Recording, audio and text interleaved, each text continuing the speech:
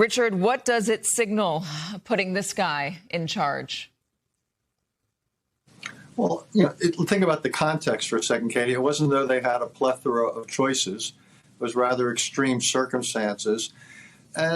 He normally wouldn't have gotten the job because of the bias against anything hereditary.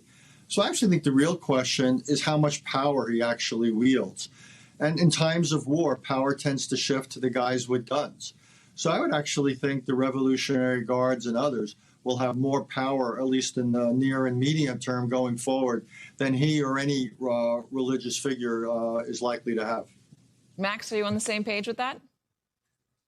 I mean, I think we just don't know enough about the power structure in Iran to know how things will play out. And what's true today may not be true in the near future. I think it's a fluid situation, but it's clear that other figures within the regime, like Ali Larijani and others, exercise considerable power. We'll see how much power the new supreme leader can accumulate. But whatever happens, this is clearly a rebuke of President Trump, who was claiming that he was going to select the new leader. And obviously, this is not the person that Trump would have selected. But what it indicates is that you have regime continuity and you have a hardliner who in some ways could very well turn out to be even more threatening than his father. Because remember, for all the terrible things that Ayatollah Khamenei, his father, did, he never pressed forward with Iran's nuclear program. But it could very well be the case that if Iran still retains their highly enriched uranium after this conflict and the capability to weaponize it, that the new Ayatollah could very well proceed to do that, because he's seen that the lack of a nuclear weapon has allowed Iran's enemies to attack it with impunity. So it's a volatile, dangerous, and fluid situation. But one thing is for sure, it's, at least in the short term, it's not working out the way that President Trump hoped or expected. Well, the reason I said cue the tape to Donald Trump talking about the worst case scenario, because last week when he was talking about the worst case scenario, this was basically it, that somebody worse would be put in charge, somebody more hardline, somebody more of a zealot, somebody more antagonistic toward the United States. And again, we're just going off reporting here. It remains to be seen what he ends up being like if he remains in charge. But if this is somebody that Donald Trump deems not good enough, what is the likelihood that he's now got a target on his head, Richard? Well, I think he would have to assume that the United States has been carrying out, and with Israel, a sustained policy of decimating the leadership. So any Iranian figure is going to have to be careful. You're not going to see the kind of group collective meeting that you saw at the beginning of the war that might have actually been an opportunity, quote unquote, that the administration and Israel couldn't resist. So I think they're operating under the assumption that they've got to be careful.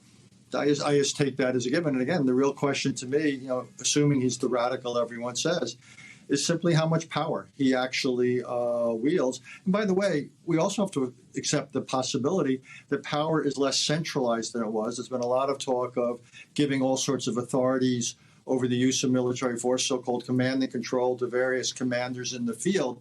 And this doesn't necessarily bode well if we ever do want to have an organized, even negotiated end to hostilities.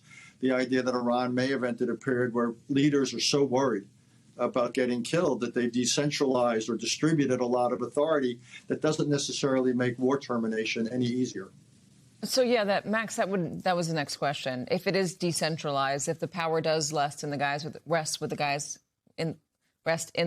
with the guns, the IRGC, does that make things better in Iran or worse? Well, it's hard to say that it makes it better if the hardline elements remain in control, which seems to be the case right now. I really don't know what strategy, if any, President Trump had in bombing Iran and announcing that he was hoping for an uprising by the people and for the security forces to lay down their arms. That is certainly not happening right now. Maybe it'll happen at some point in the future, but there's no indication of anything like that going on. The regime is battered. They're weakened. It's certainly not as much of a threat to its neighbors as it was at the start of this conflict, but there is no indication of the regime losing control. And the people who are in control of the regime remain very much the same people who were in control before minus a few leaders at the top. It's a very hardline regime that is going to most likely emerge from this conflict wounded, but still dangerous. And of course, one of the dangers is that the Iranian regime has figured out how to increase the cost to the United States and its allies from this war, as you're seeing gasoline prices spike and markets tank. Yeah, that's certainly happening right now. The other potential threat is a nuclear weapon down the line. The United States, one of the reasons they gave for doing this was, again, to go and reobliterate the nuclear program. Julian, you've got reporting regarding the enriched uranium that still remains in Iran. Give us a little bit more on that. Yeah, so, this stockpile, 440 kilograms of highly enriched uranium enriched to 60%, which can be the building block of a bomb, has been a focus of the U.S., of its spy agencies for months, right? Much of this is below one of the nuclear facilities. We reported over the weekend that the U.S. intelligence agencies obsessed that it's not buried, it is underground, but the Iranians have access, at least through a narrow passageway, to this. President Trump himself openly discussed the possibility that, that there could be a special operations force sent in to secure this. We also reported that there is sort of constant surveillance on this. This is, one of the key points here of securing this highly enriched uranium, getting Iran to give it up or taking it by force. This is something that they have husbanded carefully, even though the previous Ayatollah said he did not want a nuclear weapon. But they built this stockpile, right? And this is a key focus of the United States. Talk to me more about ground forces. Is this a situation where the U.S. is actually considering sending in ground forces, or would they be relying on the Israelis? Well, it could be either way. You could have a joint operation where the Israelis and the United States went in together, but also the U.S. has been training to do this as a solo operation. Israel couldn't do this on their own. They don't have the lift to bring their people deep into Iran for the length of time this operation would take. They would need U.S. help. But any operation where you would put even the most elite, highly trained Delta Force commandos on the ground, incredibly dangerous, right? You risk a lot of casualties. This is contested space.